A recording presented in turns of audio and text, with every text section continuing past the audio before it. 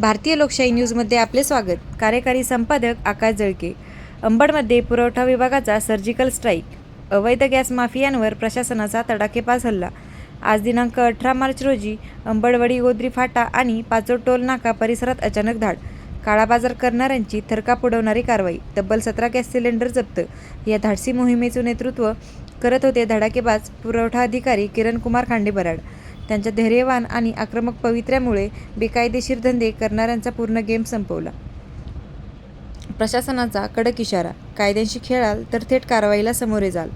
अंबडमध्ये आता सुरू झालाय कारवाईचा रुद्रावतार आणि हा धडाका इथेच थांबणार नाही, असा इशारा पुरवठा अधिकारी किरण कुमार खांडे बराड यांनी दिला आहे.